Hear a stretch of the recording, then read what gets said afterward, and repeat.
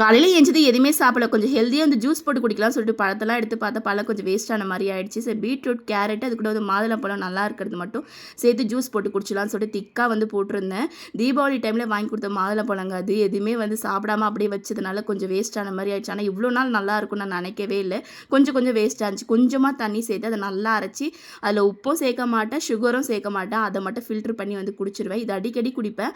அது கூட வெள்ளரி பிஞ்ச நான் சேர்த்துப்பேன். ஆனா இப்ப வெள்ளரி பிஞ்சு வந்து ஸ்கிப் பண்ணிட்டேன். கொஞ்சம் கோல்டு வர மாரி இருக்கா, அதனால வந்து இத ஸ்கிப் பண்ணிட்டு இத மட்டும் வந்து சேர்த்துக்கிட்டேன்.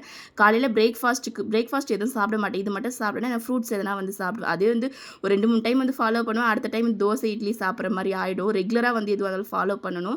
அப்பலாம் என் வீட்டுக்காரர் வந்து கிளாஸ் போகும்போது டெய்லியும் முட்டை வந்து பாயில் பண்ணி வைக்க சொல்லுவாங்க. 10 முட்டை வந்து பாயில் பண்ணுவேன். அதுமாரி வெஜிடபிள்ஸ்லாம் வந்து அரை வேக்காடுல வேக வைப்பாங்க இல்லையா? அதையும் வந்து சாப்பிடுவாங்க. இதுதான் அவங்களோட பிரேக்ஃபாஸ்ட்டாவே இருக்கும். ஆனா இப்ப வந்து 1 முட்டை டெய்லியும் 1 முட்டை மட்டும் தான் எடுத்துக்கிறாங்க. அது மீன் வந்து ஜிலேபி மீன் வாங்கிட்டு வந்தோமா, அதையும் வந்து மசாலாலாம் போட்டு வச்சேன்.